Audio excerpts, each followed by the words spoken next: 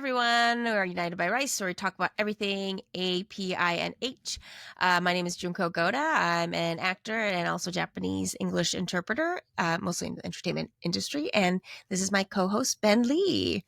Hey, Ben. Hey, Junko. Introduce yourself in case someone's tuning in for the first time. You did a good job, but sure. Ben Lee, spelled Lei. It's Ben Lee on Instagram. I am a writer, maybe sometimes critic of television and film on Awards Focus and more, unitedbyrice.com. So thank you for joining us, and good to see you, Junko. Yeah, good to see you. Yeah, so my guest had a whopping, I know you were, I believe you're still traveling and stuff, and I wanted to turn this episode around because our guest was Kelvin Han Yee, longtime actor, over 35 years now, originally from San Francisco. He's currently at East West Players here in Los Angeles, not reprising, but in a production of Yankee Dog You Die, written by Philip Kangotanda.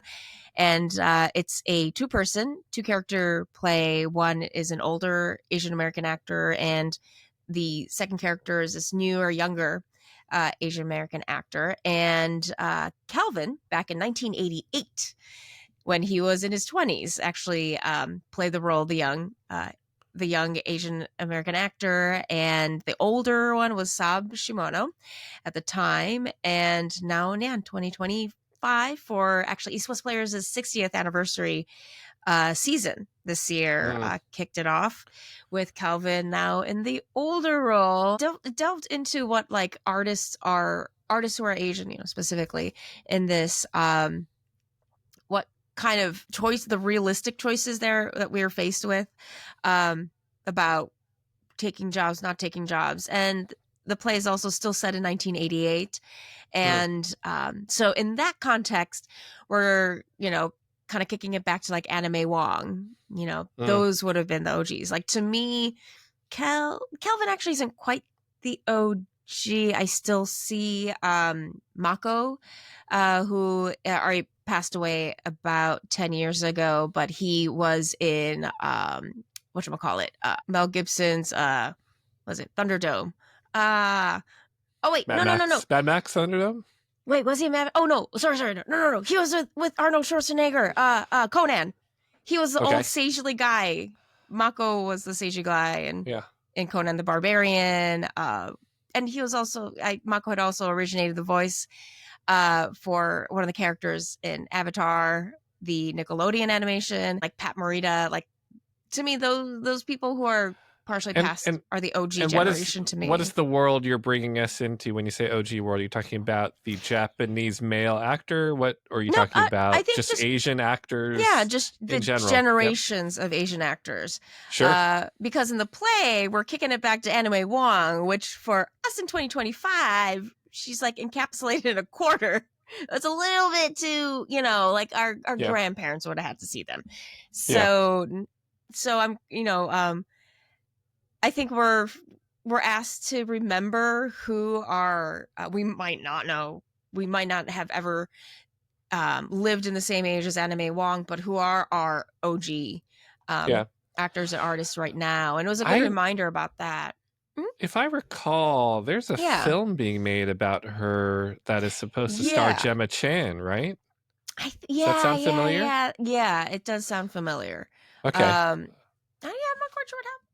Yeah. I'm sure we'll hear about it. I'll do some research. Maybe for a future episode, I'll do some research and figure out where that is in production. Well, anyway, going back to your intro, super cool. So he is playing the older role now in the play. And I just was trying to think, I mean, besides, films where someone will play themselves as an older character within the same film, I'm trying to think whether it's theater, TV, films, how many people have gotten to do that? Like, it's not a very common thing for any actor, any ethnicity. So how cool. Yeah, I think it's a phenomenon, actually, that's maybe just special with this play, because last time it was put up, it was at East West Players in 2001, where Saab Shimono actually reprised his role as the older actor. And then Matt King, who is he's been on Broadway. I think he's one of David Henry Wang's go-to actors. Matt King was playing the young actor at that time. So it's been 24 years since that. And so Saab has been able to reprise his role a few times. Although once he was cast as old one, he couldn't get out of that. But being able to reprise their roles in this way. And right now, the younger actor role is played by a guy named Daniel J. Kim. Not Daniel Day Kim. It's Daniel J. Kim. And he's most well known for Koreans all have the same names, right? Yeah. So he's actually just coming off of Cobra Kai. So that's what he's and I that was my first time seeing him on stage. I think it was, and actually my friend's daughter, I think she must be like 14 or something like that. She said she was crying the entire time. I don't know what struck a chord with her, but it was really interesting. And props to Jennifer Chang, who directed it. She actually used a lot of mixed media. And a lot of camera work and stuff to make the storytelling a little bit more modern. And it's just, the pacing, and it was just so much smoother, I think. Not like I've seen any other rendition of it.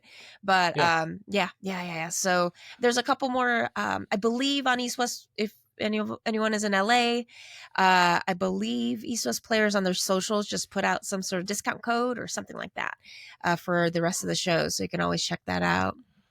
And you said you wanted to get this recorded and up. Is it playing for another week? It actually ends at the end of this month, so it'll run so the end of July.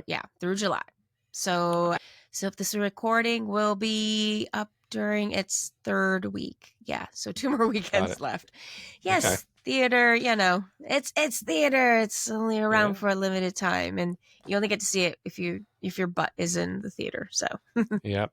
Well, maybe before the end of July will I get down to LA and be able to see it. I'd love to see that too. It sounds amazing.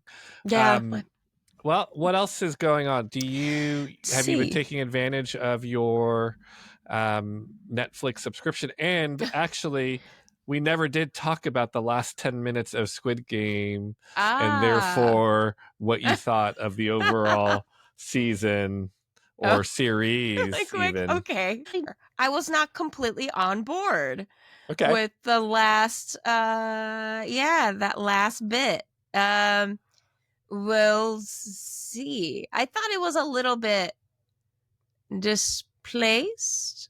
There was a weird, I guess also because those last 10 minutes are they're not set in Korea any longer. So that was a little bit jarring, I think.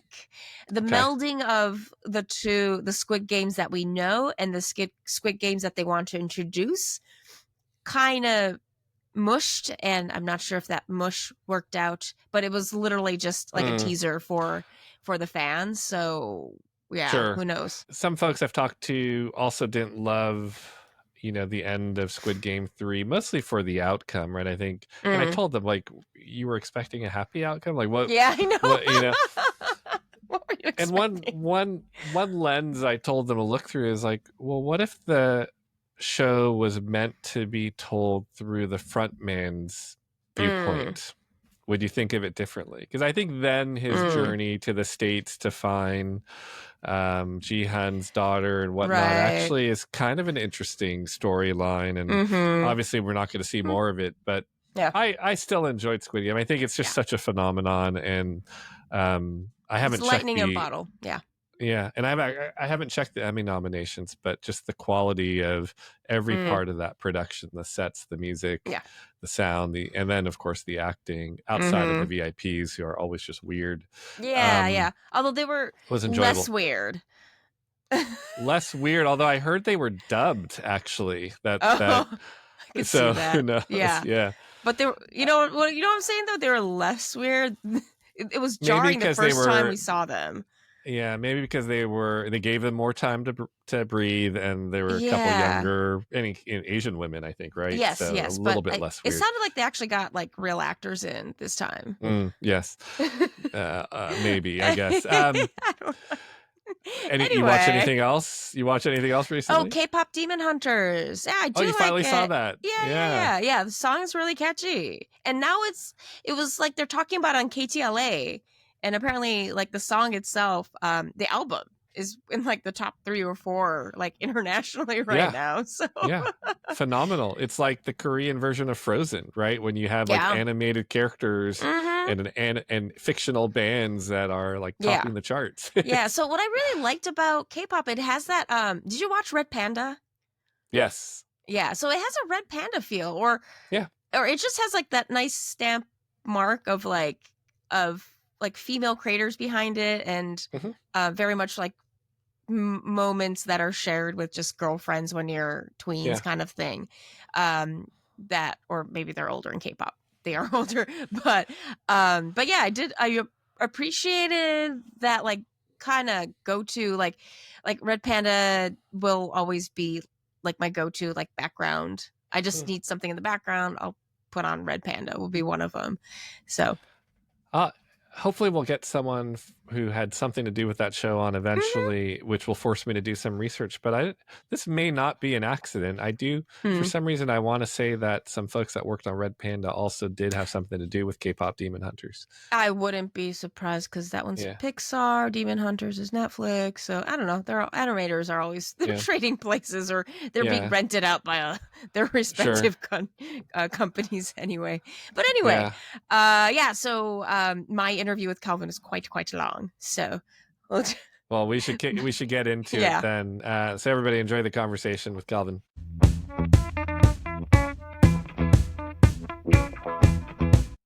Hey everyone, I'm back here with United by Rice, and my guest today is Kelvin Han Yee, actor extraordinaire who just opened Yankee Dog You Die at East West Players, and I am so looking forward to this conversation because this is very meta. It's you've already done so many article interviews on I think like BroadwayWorld.com, Stage Raw about this full circle moment, but those are all kind of print publications, and I don't think it even gives you the room to actually talk about how this is such a story within a story and also interweave your Yeah, 30 plus 35 plus year career so far. So true that. yeah, so I know you're born in San Francisco, but that's about it. Yeah, yeah. Born and raised in San Francisco.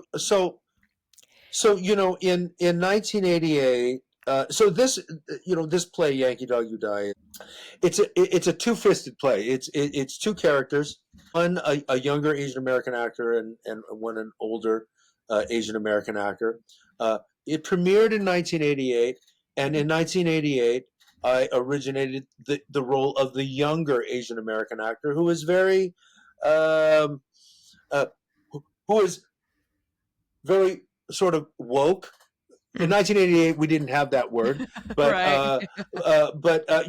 he calls himself an Asian American, which in 1988 was the most advanced and progressive thing to say, Brand new right? term. A Yeah. brand new term, Mhm. right? Um, this older Asian actor who he meets at a Hollywood party, who has been through the Hollywood system and has survived the Hollywood system and has perhaps in his career had to take some roles that were maybe stereotypical or uh, demeaning Mhm. stereotypes and images of Asian people, caricatures. So now in 2025, I get to play the older character, and uh, and that's just fascinating for me. I originated the role of Bradley, and at that time, the role Bradley, well, it was written by Philip Congo Tanda, who Mhm. wrote the play, and of course he is kind of our Asian American Shakespeare. Mhm. He has quite a number of plays that are in the canon of classical American Asian American literature, Mhm. right? And my career has been very intertwined with Philip Gotanda's career. I've originated characters in several of his plays. Yankee Dog You Die, I originated Bradley. I originated a role in Fish Head Soup, in John Ken Poe, and I was in his movie called Life Tastes Good also with Saab Shimono and Tamlin Sumida and Julia Nixon and all you OGs, yeah. Yeah. So my career has been intertwined with his artistic work and also with sort of his politics. His Feltkan Gotanda has kind of defined and given us Asian American culture. He was one of the main expressions of Asian American culture of our coming from our community that was out there with Valina Houston and David Henry Wong. And so it covers through the eyes of this older Asian American actor, Vincent Chang, in the play, whose real name, he's Vincent Chang. And then, well, you know what? I'm not going to give away this this plot point in the play. Okay. But anyway, but Vincent Chang started out in the chop suey circuit of Asian American nightclubs in Chinatowns and little Tokyos all across the country. Yep. And this is a true story. And before we even had the opportunity to be in films and like that, sure, there were a few roles in films that Asian Americans would try to take. James Hong and Mako and Key Luke and like this. But even those roles were far and few between. And of those roles, they were mainly stereotypes, like servants and things like that, and unrealistic, unauthentic portrayals of Asian culture and Asian humanity. In my perspective, just bad acting, bad work, bad writing, right. Often we were the butt of the jokes, in Hollywood movies, and it's not like you couldn't perform the roles well. It was that the roles that were given were just crumbs and also I think bad acting was expected.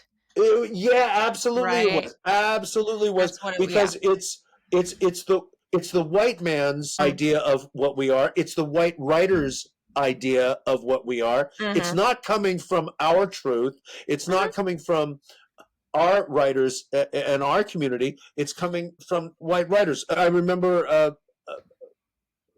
a white director when I was very young, directing A Good Woman of Szechuan, I think, and he was teaching Asian American actors. He was trying to direct them and teach them how to be more Oriental. And and you have to shuffle your feet, and you have to. It's a cultural thing. They bow, they bow all the time. And number one, it's bad acting, and it's not authentic. Not to say that you can't play comedy with Asian characters. Right. Of course you can, but it can be through a more authentic and truthful character, and just as funny, or in fact more funny, because you're seeing a real person that you can really kind of identify with, right? As opposed to this cartoon that is kind of a cartoon. It was like it's a monster. It's a thing. Yeah. It was not more of an object, right? Absolutely. So anyway, so that's what the play is about. And that's I think as far as our references go, you can't go all the way to like Sesue Hayakawa because I don't think there's no one alive who remembers him. I think, but for us, talk about Sesue in the play, a lot. Yes, and we actually talked about him and Anime Wong. Yeah, and relative to the play, you would have known people who knew them. Right. Absolutely. Yeah. Relative. Absolutely. Yeah. And actually, in the play, I'm going to give away a plot point in the play. Okay. Vincent Chang talks about meeting Sesue Hayakawa and Anime Wong. when he was younger, right? And idolizing them. And for those of you who don't know, Anna May Wong was a Asian American film star who was sometimes exoticized because those were the only sort of roles available to her, but that she at times took her own power and tried to play more truthful and authentic characters to who she was, and ended up sometimes doing very good work, and even through these sort of exoticized and eroticized characters that she was often kind of forced to play. She did good work through that. Her work was not cheap. Sesshu Hayakawa was in the 20s, 20th century to the 20s. Yeah, a silent film star, but very much like Rudolph Valentino, who was a Latin heartthrob. Well, at that time, many people don't know this, but there was Sesshu Hayakawa, and he was a real heartthrob sort of leading man star at the time. He made dozens of films, some of them that he produced himself, and he was involved in interracial relationships in these films, and he was the hero in a lot of these films, and that was way before its time. And in fact, we have not had a star that sort of equals that kind of leading man. Although breadth. Maybe James Shigeta. Well, James Shigeta, but he did not end up making as many films. But yes, James Shigeta, who we also talk about in the play, undeniable star charisma and power. And we talk about James Shigeta. We talk about a film. We call it Crimson's Kimono. Yes, Crimson Kimono. Yeah. Right, Crimson Great Kimono. Cop movie.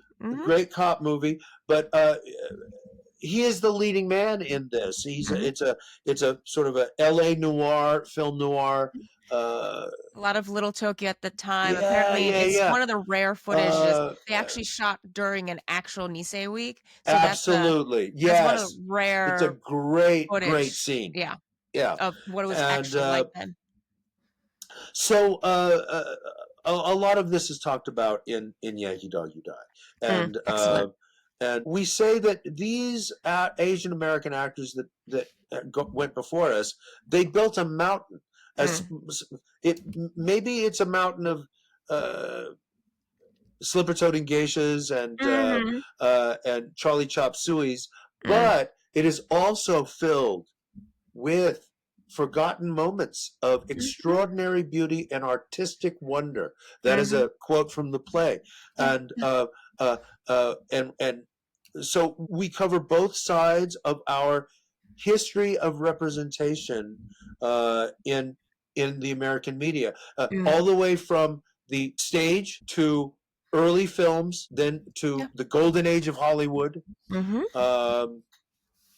And so, strangely enough, we have not changed not a single word of this play from the 1988 version, but mind-blowingly, it is still very relevant. We are, we are telling a part of the immigrant story, right? Because, especially for Asian Americans, our immigrant story has a lot to do with our representation and how we are perceived and viewed in this country. A lot of our experience has been it's why the Japanese were interned and put into camps in World War II, because they were perceived to be the other, to be the enemy.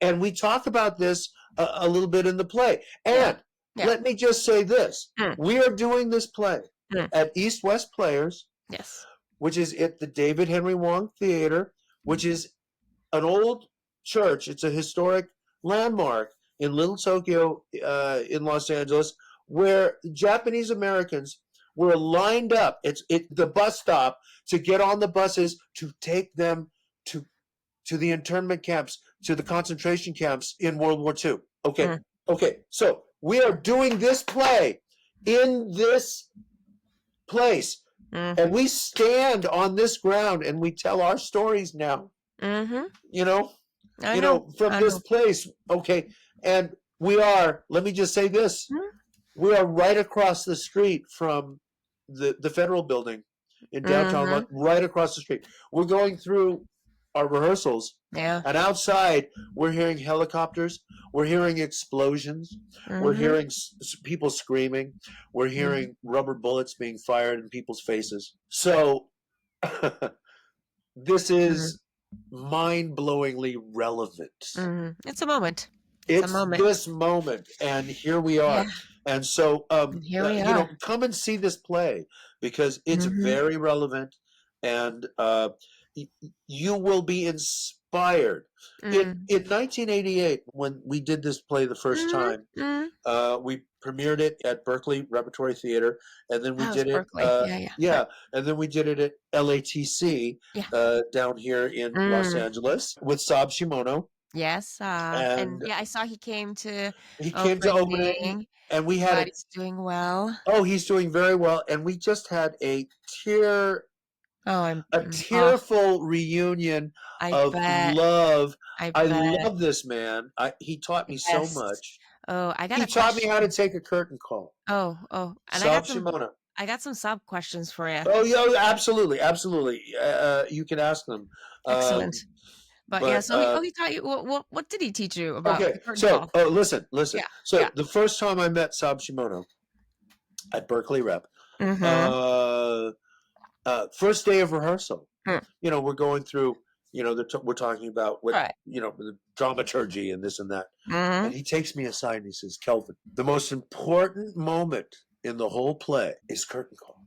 I'm like, "What?" He said, "No, listen to." He said, "We are going to start rehearsing curtain call today, early in the process, because there is craft and technique to the curtain call."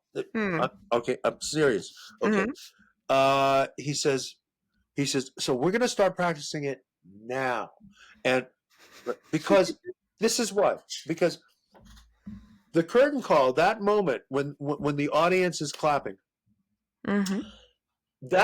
it is the most important moment of the evening because it is the catharsis moment. It is when the audience, you have spent 2 hours, an hour and a half, 2 hours talking to the audience, communicating to the audience, telling the story, telling the play to the audience. Now, at this moment, it is the audience's opportunity. It is their moment to communicate to you and to say something to you.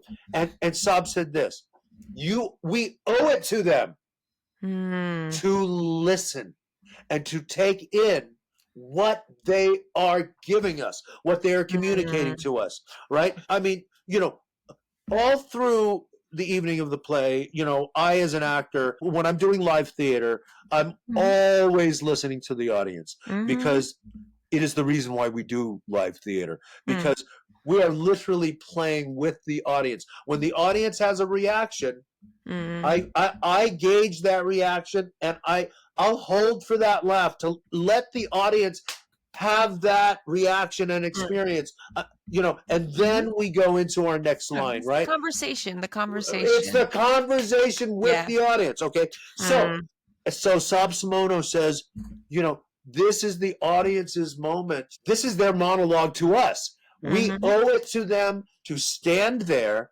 and take it in. And he says, so when they start clapping, before you even bow, he said, before you even bow, stand there and listen. Listen to the audience. Listen to what they are telling you, what they're giving you.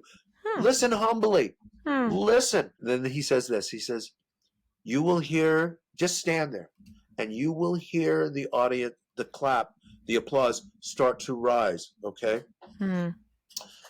You will hear it rise. It will crescendo. As it starts to go down, that's when you bow. That's when you take your bow, okay? Then you will hear that clap go up again. Right, and right. it will crescendo a second time. And you ride that, and you gauge that, you ride that, and you take your time with it, and let the audience listen to the audience, and let them crescendo because they want to, because they're saying this to you. Yeah. You owe it to them to receive it. Don't cut them off. Would you wouldn't cut off another actor that was on stage with you. You wouldn't do that. Right. Don't cut them off. Listen to them and take it in and say thank you. And say thank you. Thank you. Yes, thank you. Right? So he says, this is what he taught me, and we started practicing that. He said, okay, now you just stand there. Just stand there. Okay, now listen. Just listen for it. All right. Now it's going to start to crescendo, and as it starts to go, now, right. Saab Shimono taught me this. Okay, and let me say this. Let me tell you this. I've got Daniel Kim and Grant Chang and Jonathan Leung. Grant and Jonathan are understudies. Yes. But they're all younger. They're all younger than I am.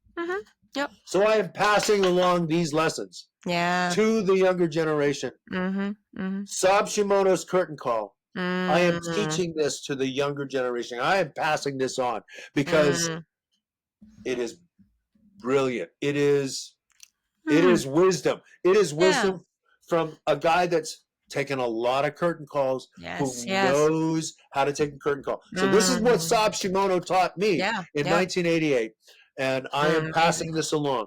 I am passing this along to the younger generation. So very nice. There's a Saab story. There's a Saab story for you. It's a real Saab story. Yeah.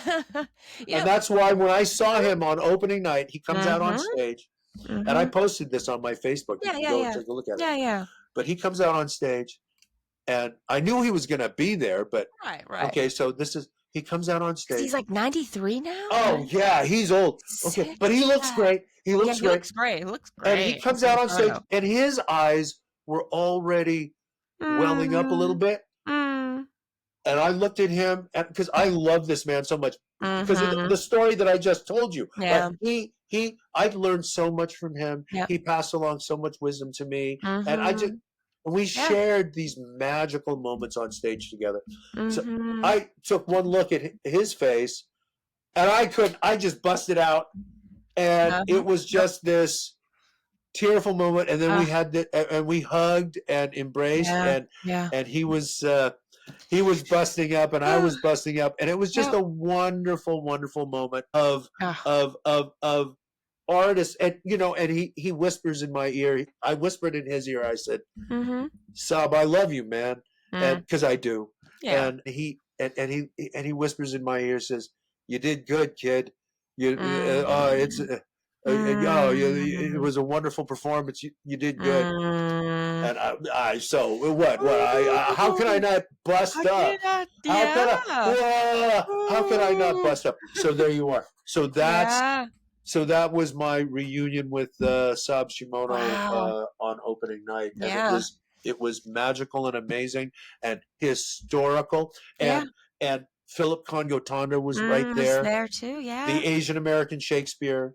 And, I just want to say that, when Saab and I first did this in 1988, what this play, because it tells the history, because it gives a new woke perspective, through the eyes of the younger character. What it did in 1988 was it inspired a whole generation of Asian Americans to get into the game. And it is the reason why we have Joy Luck Club and Better Luck Tomorrow and Crazy Rich Asians and everything else all at once. It is the reason why. Now, if you look at those films, those Asian American films, the reason why we have those is because behind the scenes, those were Asian American producers, Asian American writers, Asian American directors. Hello, Asian American actors. Hello. So, in other words, it's no longer coming from the white man. It's not their writing. what they think we are. It's not, oh, you know what? You have to shuffle along like this because that's how they walk. And you have to bow like this because, you know, culturally they bow all the time. But it's no longer, right? It's Crazy Rich Asians is coming out of us. It's our voice. We are telling the story. And it's funny, and it's glamorous, and it's romantic, and it's everything. There's comedic clowns in that, but they're not like Breakfast at Tiffany's. You know, which is not a human. That's not even a human being, right? So, but the reason one of the reasons why that generation got into the game is because of this play. It was Yankee one of the things, right? And you know, that engine has not stalled at all. The engine of that play is still running, and I think that, and I know we had just last night we did student night.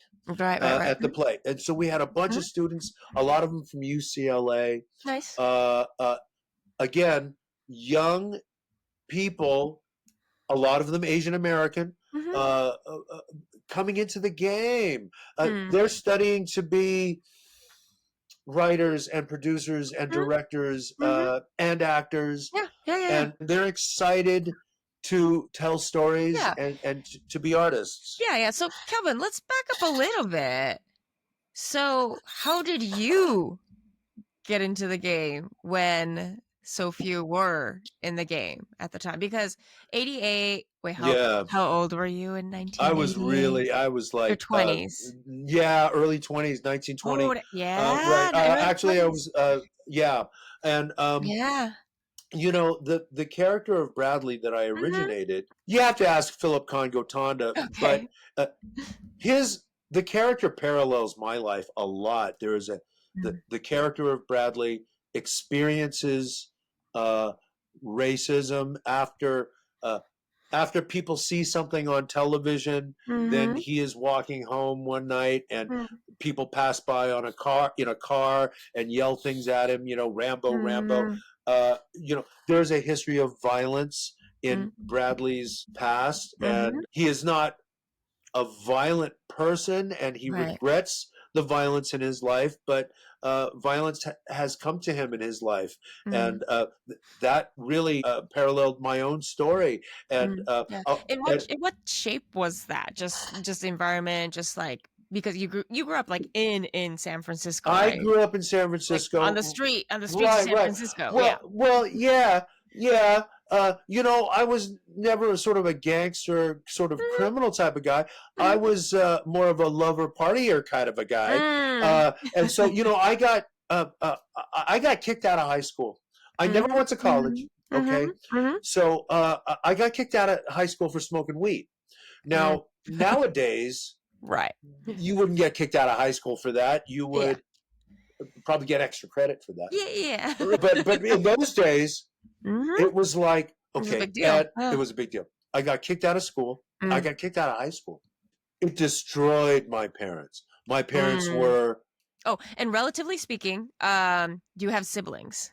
I do not have any siblings. Okay, I'm so an only child. You're the only child, I'm and an only the child. eldest son, and all that. Yes. And is it your grandparents that immigrated, or is it your parents? My great-grandparent immigrated here to build the railroad. And then fourth generation Chinese American, at least. Yes. Yeah. Now, we were not allowed to settle here, so my great-grandfather came here. He built the railroad. He did a little farming. He did a little pan for golding, but they sent him back because there was something called the Chinese Exclusion Act. Right. Okay. And this was in place for almost 100 years of continuously, that the Chinese, first of all, no women were allowed to come over here. So the Chinatowns were just working men building the railroad or running laundries and like that. Our women were not allowed to come here because they did not want us to start families here. And after our work was done, they sent us back. We had to go home. Some of us maybe stayed illegally, but by and large, Yep. A lot of us because if you stayed illegally, you might get lynched, which was very popular back in those days. That was a thing back in the days. Yes. Yeah, they burned many Chinese communities in the West. Many. Right here in Los Angeles, the Chinatown was burned, and 7 or 9 people were lynched. In right around the turn of the century, in 1907 or something like that. Yeah, and it's commemorated in front of the Chinese American Museum. Yes, in LA. it is. There's a plaque. Yes, it is. They can look so yeah, great grandpa. Yeah. Got So sent back. Right. Okay. He then brought his eldest son to come work, which was my grandfather. And then my grandfather then brought my father when my father was 9 years old. This was in the 30s in the Depression. Yeah. My father came here. He left his mother on the dock of the boat when he was 9 years old to come to America. And he said, I saw my mother getting smaller and smaller and smaller as the boat went away. And I didn't realize I would never see her again. Ever. And so my father came to this country when he was 9 years old. He lived in the back of a laundry with a bunch of other men. And he worked as a houseboy for a little amount of time when he was young, going to school. That was his sort of his side job, right? His little job, right? Right. And my father served in World War II, and he was a war hero. He fought the Battle of the Bulge. World War II. World War II. Yeah, he was in two. Okay. Yeah, he grew up. He was 1950. Oh yeah. Okay. Yeah. Yeah. He was only late teens at that point, or early 20s. Sure, he's like 19 when, and that's when you get drafted to go to war. Yeah. So, and he fought the Battle of the Bulge, and wow. Anyway, I got kicked out of high school. I didn't even go to college. One of the places that I was hanging out was in the Asian American community. I had sort of drifted into the Asian American Dance Collective and the Asian American Theater Company because, they put me on stage. I walked in to this place one day and they said, we're having an improv audition. I said, improv? What does that mean? It means you don't have to memorize anything. Just get up on stage and we'll just put you in some situations and we just want to see what you can do. I said, okay. So then I'm like 17 years old, right? Kicked out of high school. And they said, hey, that's funny what you just did. So we're going to put you in a show. Okay. So then I started doing that. Okay. But in the meantime, I was really nowhere. I was working as a bouncer at nightclubs, at strip clubs. And then the artistic director of ACT, the American Conservatory Theater, around that time said, he invited me to his office and he said, hey, Kelvin, I saw you in this thing at Asian American Theater Company. And you're pretty good. You've got talent and like that. And what are you doing with your life? And I said, I work at Fantasy and Flesh as a bouncer in the Tenderloin as a bouncer. And he said, Edward Hastings, he had been the dean of students at Yale. And then he says to me, and he was the artistic director at ACT now, and he said, "Oh, Kelvin, you shouldn't be doing that. You're going to die." And I said, "Yeah, you're kind of right," because I was working in this strip club, and it was owned by the mob. I'm not kidding. And at the time, Reuben was it Tenderloin? Sturman. Was it Tenderloin at the time? Was it known? It was. Yeah, it was okay. At the time, The Tenderloin in San Francisco was like 42nd Street in New York, Times Square, with all of these strip clubs and adult places. It was like a circus down there. Pimps and prostitutes on the street corners and stuff like that, and you know, drug dealing and Drugs, stuff. everything. Yeah. Yeah, but our club, like I said, it was owned by the mob. Ruben Sturman was my boss, and everybody sort of knew to leave our club alone and to behave on that corner, because it was protected. Yeah. Anyways, Ed Hastings said, "No, you know, you're gonna die. You shouldn't do that." He said, "This is what I'm gonna do for you." He says, "Look, I'm gonna put you on. I'm gonna get you into the union, into Actors Equity, okay? And I'm gonna put you on stage as a spear carrier here at ACT. I'm just gonna put you on stage. You'll be in the background or something like that, okay? Right. But you get a union wage. You get an equity, right? Right? Right? You're gonna get." You know, back in those days, it was like $100 a week or whatever it was. Right. But it's enough for you to not work as a bouncer. Not work as a bouncer. So you quit that, okay? And then you can do this, okay? And then he said, "Now listen, during the day when you're not doing anything and you're not smoking weed or whatever you're doing, we have an MFA program here, Master of Fine Arts, right? We're one of the best acting schools in the world, okay? So during the day, you can sit in on any class you want. You just take all of our classes for free, whatever. Just you're in the company. You're in the acting company now. So you just walk into any class and you're and observe, and take the class. Oh, you can take the class. Okay. Oh, absolutely. You can join in. Right, okay. You can join in. Just do the thing. I was a company member for 6 seasons at ACT for 6 years. Wow. And that's where I got your chops. My education, my chops. Whoa. I got an MFA education for free. Damn, girl. Right. I did not know about it. I didn't know this. Yeah. Over the years, I've known you for about close to 20 years now, and I've pieced little bits and pieces together, but not the full story like the others. Yeah, no, that's the true story, you know, and and so Ed Hastings saved my life. Yeah, and he sort of built the artist that I am now, because I studied with Edith Skinner. I studied speech. I studied Alexander technique. I studied the Shakespeare stuff with some of the best, and that's where I got my technique and my craft. Yeah. So that's that. That is excellent. That is so cool. So then, within that, you are cast in 1988 when you are Bradley. Where are you in that timeline? You're still in the middle of your 6-season tenure at ACT, or did you just finish? God, that's I don't know.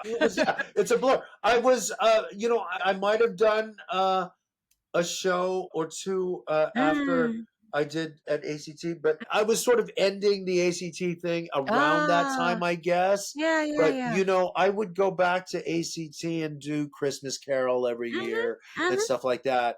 I used to play Jacob Marley, the ghost of Jacob Marley with all the chains and stuff. Nice.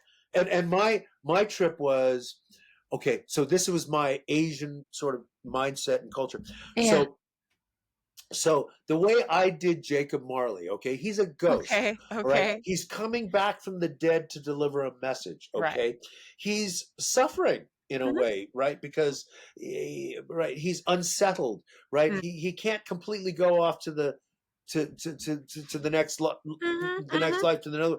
So the way I performed him, you know, and he comes out of this wall of smoke, right? He comes out.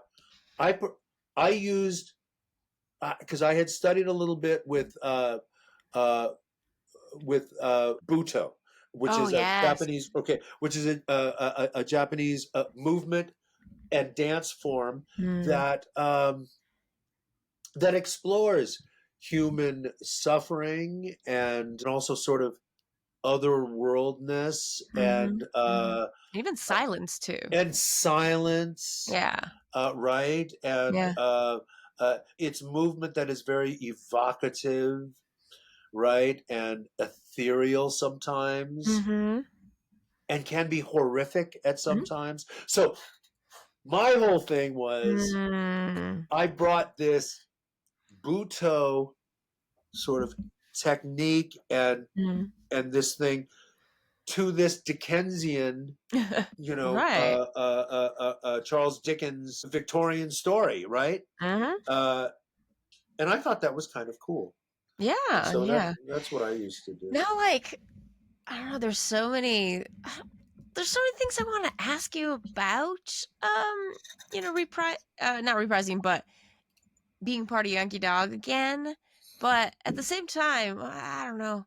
I was gonna ask you very actory questions of, what new discoveries did you have this time? But I would assume you're A approaching lot. this but you're also approaching this like you always do with all your other work. It is, um, relatively speaking, it is a fresh piece of work to you in the year 2024 compared to 88. You're gonna always, or was this a little bit more special? I mean, for You know obvious what's reason. weird? You know what's Yeah. weird is What? I have to say this about Daniel Kim, who Oh, is yeah. playing Bradley.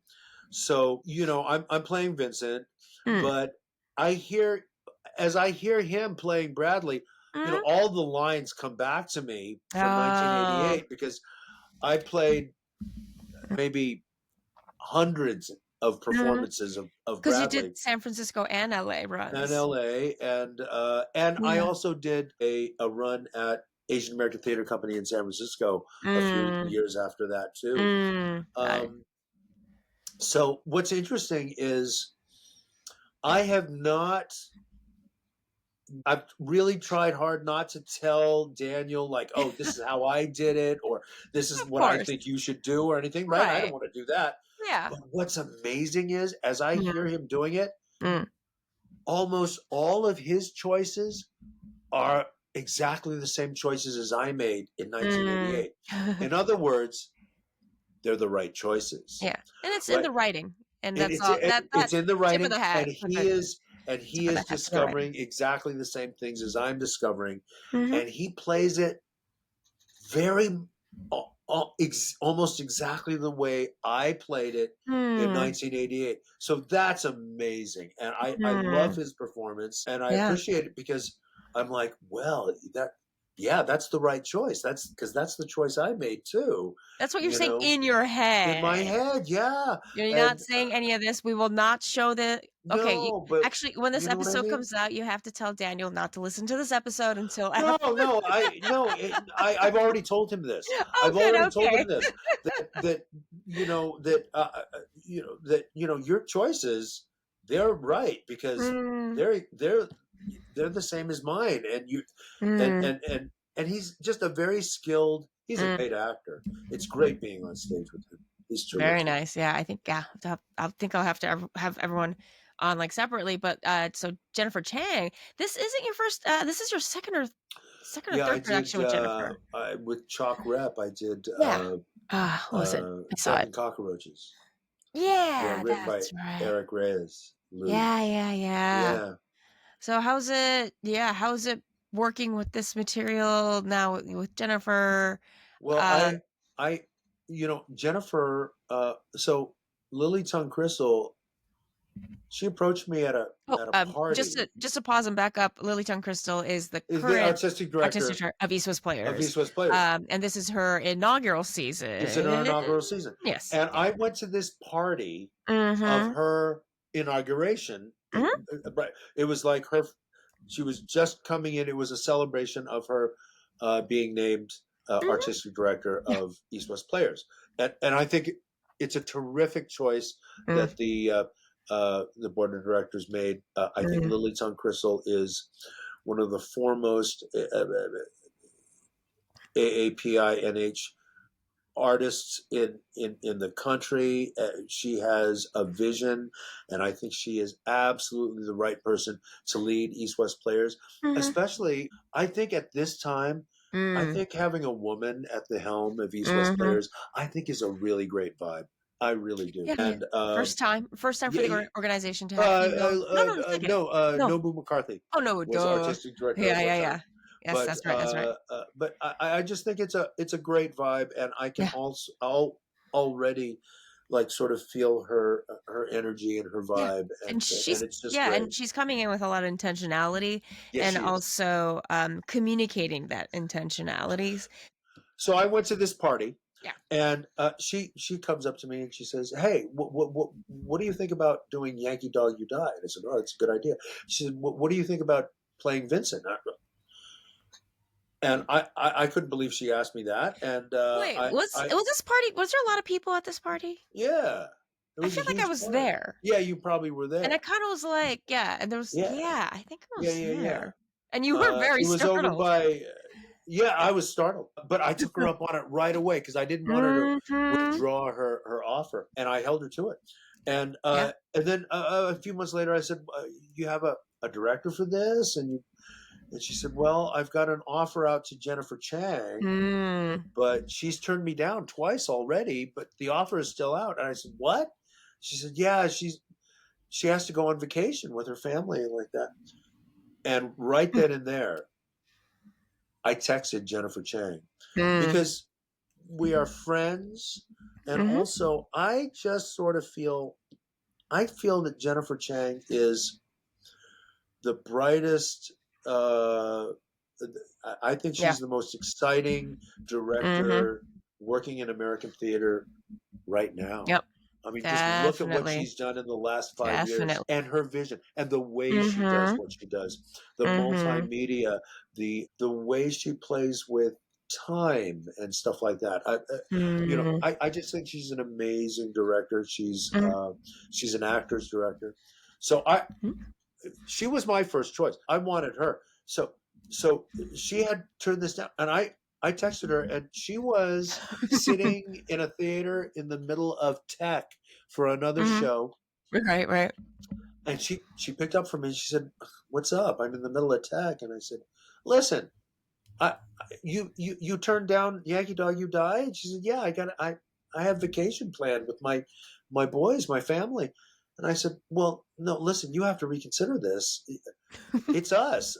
She said, "What?" And I said, "Well, I'm playing Vincent." And she said, "Oh, I didn't know that. I didn't know it was you playing Vincent." I Oh. said, "Yeah." I said, Yeah. You're the only one that can direct this Mm. and bring this up to 2025, and make this Mm. relevant and like that." And she said, "Well, okay, I'll think about it, but I'm right in the middle of tech." And then she sent me this picture of her, like the lighting, and it was Mm. this wash of pink. Hmm. And I texted her back and I said, "What the fuck is that? A wash of pink? Like, who would do that? Oh, that's ugly as hell." I'm kind of fucking with her, because I can do that. Um, Mm. and she said, "No, it's not done yet. That's just the sort of the general wash. There's going to be." And I said, "Oh, that's terrible. You're a terrible director. And it's not good." And she said, "Oh, how dare you?" And, "Oh, that's my wife.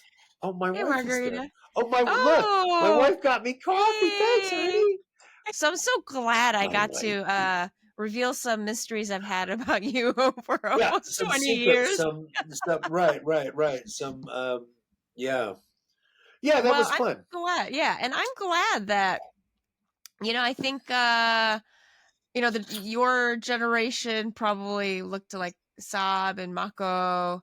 I think my generation just barely was able to overlap with Mako. I got to share the stage with Saab. Oh, You met him, yeah? oh no, Yeah, but you've shared the I've stage been with on stage. Saab. Yeah, no boy. I was understudying, so Oh, yeah, I got to go up for yeah, Emily yeah. Kuroda. Okay, with Saab and the stage, I forgot what the hell he said to me, but whatever opportunity there was, he would always say something to make you break or make you laugh. Right? Like, I would see, so in No Boy, John Miyazaki, he would sometimes come I off love the him. stage and he's like, damn it. Because he's like, John is like, damn it, stop, keeps making me laugh.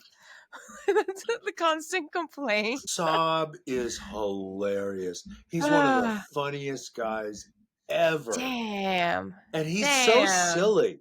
He He's so silly. is. He's so silly all the time. Did he pull some shit on you back in '88, didn't he? Yeah. So back in '88. So we're doing this play at LATC, and so I did this. I did this interview with the LA Times. And the interviewer says, you're doing this play about stereotypes and demeaning sort of roles and unflattering characterizations of Asians, and what is an example of that, and something. And I did say, rightfully so, I think I did say, and it was fresh in people's minds at that time. I said, well, 16 Candles, the John Hughes movie, 16 Candles, right? Right. The character of Long Duck Dong, I think is, whatever. Anyway, so I says this in the thing, and I think I make the point that, well, I forgot whether I named Getty Watanabe specifically, but I might have. But I think I did say, that an actor doesn't have to take roles like that, and blah blah blah. Anyway, I get to the theater that night. I get to the theater that night. I go to the dressing room, and Saab Shimono is sitting there with his elegant legs crossed, and he's reading the newspaper, the LA Times. He says, "Oh, great interview," and I said, "Oh, thanks." And he said, by the way, I'm having a get together at the house tonight, and come by. You will come by. And I said, yeah, of course. So I came by, ring the doorbell after the show. He answers the door, Saab Shimono. He says, Kelvin, you're here. He grabs my hand. He pulls me across the living room over to the punch bowl, and he says, Kelvin, Getty Watanabe. So I'm standing there, after just like dragging this guy in the LA Times. I didn't drag him that bad, but I had called him out. I called him out a little bit in the LA Times. He got a lot of that back at that. I know he did. I know he did. But so there I am. And I said, "Oh, geez, I called you out today in the LA Times." I'm like, "Oh yeah." He said, "It's good that you said what you said, and it's no problem, no worries." He was just the most gracious, generous guy. Getty is still, the most gracious. The most to this gracious. Day, that guy. like the Long Duck Dung is just like, it's just a river that just rolls off his back. Well, obviously, he's absolutely lived with it, but like just he's as a lived person, it just and rolls. Here's the thing. Yeah. Here's the thing. I got to know him that night. Yes. And he's my brother.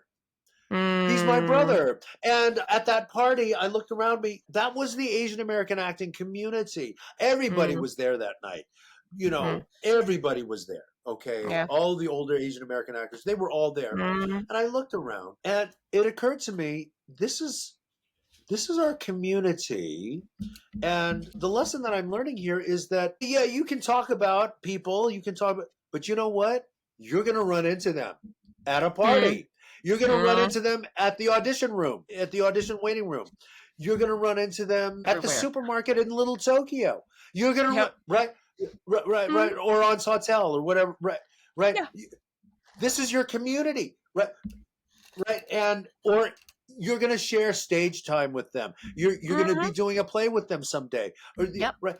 It's your community. You're going to see them at the parties, at all the right. And so that was the huge lesson that I learned. And I looked around me, and I looked at all these other actors, And you know, every single one of them auditioned for Long Duck Dong, and every Mm-hmm. single one of them would have taken it if it was given to them, Mm-hmm. because Because that it's a was at paycheck. least, Because yeah, it was good, like 2 weeks of well, work probably at it's that time, which it's is work. big. I mean, right? And Yeah. it's all there was back in those days, right? Mm-hmm. Mm-hmm. So you know, so I realized that, and it changed my whole perspective about this. And after Mm-hmm. that, after that, I started to treat other Asian American actors, AAPINH actors differently when in the audition waiting room. Okay, Mm-hmm. from then Mm-hmm. on, it started to be so. White actors really compete with each other in the Mm, audition yeah, yeah, waiting room, yeah, yeah, right? They yeah, vibe yeah, each other out. They're like, "Oh, yeah, you know what I just did," or yeah. you know, There's "Did that you see that my latest bullshit. thing?" Or you know, all this bullshit, right? Mhm. And you know, Mhm. who's your agent? And oh no, I'm with Mhm. this, right? They Yeah. vibe each other out. They're Right. competing, right? Mhm. But I started to treat my brothers differently, because I see them all the time in these waiting rooms. So it's like, hey, brother, it's good to see you. Hey, the sign up sheet is right over there. The pen is right there. They're running a little behind, Yeah. so you know we might have a little wait, right? It's Yep. that, right? It's hey, Mhm. how's your wife? How the kids? How Yep. you know? Oh, how was that thing that you just did at East Yeah. West, right? Oh, Yeah, I you yeah, know, yeah, yeah. I did. Yeah. I'm sorry, I didn't get to see that, but right, Yeah. they're your community. They're your Yeah. brothers, right? Yeah, You're yeah. your brothers and sisters. Yeah, and I So, honestly think, yeah, and I honestly think, see? like, that whole competition thing, whether in the workplace at large or even as artists, I really have come to realize that that is just a ploy or something that, like, white people do. It has Yeah, nothing to do and with it us. doesn't help I'm like us. It I'm doesn't like, help "Y'all us. do that game." I'm like, "Y'all do that No, game because there's enough of y'all. what's We more gotta." important Yeah. for Yeah. us is for Is us to stick community. together, and Yeah. we're all in this together, and Yeah. to compete like for Mm. me like gentlemen, like sport in a sportsman like Mhm. way. Hey, Yeah. break a leg, brother. You know, you know, As I'm gonna kill this audition, Yeah. but Yeah. break a leg, brother. You know, Yeah. and when you come out of that audition, you know this is what I started to do, and I Mm. now other Asian American actors Mhm. do the same thing. Mhm. You know, you come out of that audition, hey guys, they're nice in there. Don't worry about it, man. Yeah. They're nice. It's good to Oh, you review. know, the director is in there, but he seems like he's nice, and you know, Mm. or Yeah. whatever, right? Yeah. Yeah, You yeah. know, just you break a leg, Mhm. man. You Mhm. know, and drive Mhm. safe. You know, or some, you Yep. know, Yep. right? Because Absolutely. Yeah. you Yeah, see them we over gotta and help, over again, yeah, we and gotta help each other out right? anyway. Yeah. Yes, Yeah, yeah. yes. And the thing is, because I mean, I really, really figured this out when I was casting my own project and I was using my own money Yeah, for said project. But like when it's really the right person, it's the right person. And at the end of the day, we're really competing against ourselves, right? We're really yes, not, and we're yes. really competing against like a trying to bring someone else's idea to life. That is really baseline what we're trying to do at the end of the day. I want to So, tell you this story here. mm, I just please. saw just a few weeks ago. I saw Mhm. Aaron Takahashi. You Yes. know Aaron Yes, the king Takahashi, of the king of commercials. commercials, Yeah. right? Somebody I compete with a lot, right? Mhm. And Mhm. But, for you know, the folks, completely different types, so I don't know what lane you're all are competing well, in. I just want his jobs. I Yeah, just want that's his true. money. Is Yeah. all that you know. Look, but anyway, I Yes, saw him but in a anyway. commercial audition, Mhm, and he mhm. brought the kid. He brought his baby in Mm. the stroller, and Yes. like that. And you know what? A couple of us were there, Mhm. right? And you know, when he went into for his audition, we watched the kid. We took care of Yeah. the kid Yeah. for him, and like Mhm. that, because he's my brother, and Yeah. I want him to go in there and do the best audition that he can do, and like that. And yeah, we watched the baby, and we played with the baby while he was in there doing his thing. And I'm just imagining like just a cluster of 5 men just like it was making that. faces at a baby. Well, yes, it was that. It was that. But you know what? Yeah. That's what it is, That's man. what We're it community. is. Yeah, man. Yep. We're his brothers, man. We're gonna take care of his family while he's doing his work. Yeah. Right. And he will support me when I'm doing my When you work. need it. Yeah. When I need it, right? Yep, absolutely. We're all in this together, and Absolutely. when one of us gets an opportunity to do great work, we help them we're out. doing that. We're doing that for everybody. We are, right?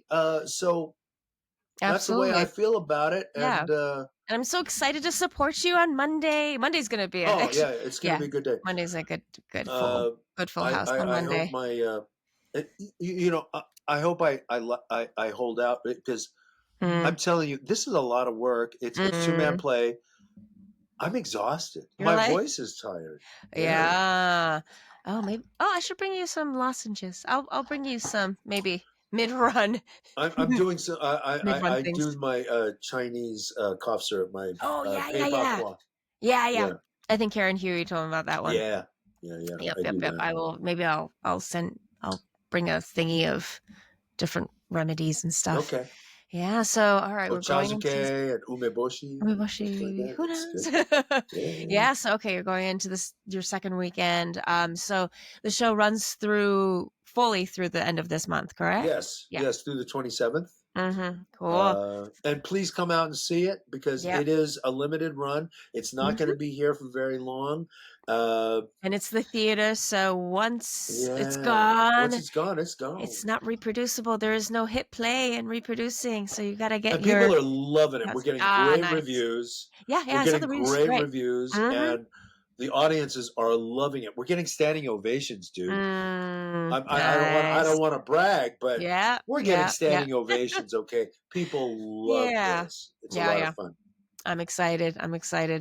Yay! All right, so I'm gonna have to just go through, I guess, your cast and crew and just keep interviewing folks. But break a leg. Going into this weekend. Oh, and actually, before I wrap up. Speaking of Jessica, kind of funny you brought that up. Almost forgot. We always wrap up with this question, since we're called United by Rice. What is your favorite rice dish, including rice noodles? Those count too. My favorite rice dish. Oh, okay. It could be your favorite rice dish. What? Bro. What's up? I mean, my favorite rice dish? Yeah. Let's get basic with that. Oh, yeah. Plain white rice. Okay. So, and then. Yes. Kanji, because it can be so many other things, and it's so basic, versatile. It's an Asian child's first food, perhaps. So it's that. And you know what? I really appreciate just a simple, basic fried rice. It's easy for me to make for myself at home. I make it quite a lot at home, because I always have a little leftover rice. And, that's true. Right? It's best to make with leftover rice. Yeah. And I just a simple fried rice. I don't like too much crap in my fried rice. Like simple. Simple. A So little egg, veggies, egg. A little veggies. Yeah. That's it. Oh. That's it. Maybe a protein. There, but okay. I ain't putting too much other. Nice. I ain't putting no soy sauce in my. Not even like fish sauce. Not even. No. You know what? My it's a favorite seasoned pan. It's about the seasoned pan. And my favorite is just salt, just a little sea salt. Oh yeah. Really, nice. To me, that's a good. Yeah. Very nice. A little sesame oil. A little sesame that's a good oil. One. Okay. A little sesame oil, but I'm not for a whole lot of soy sauce in my fried rice. Good to know. Too much flavor. Just that's me. Yeah. Interesting. Well, good to know. Yeah, Yay. Well, yeah. thank you so much for your time, Calvin. I'll be seeing you in I a couple adore days. you, Oh, I and adore you too, Papa I miss you, and Kelvin. it was really good to talk to you. Yeah, I'll see you in a couple days, but I will Okay. also catch up with you next month.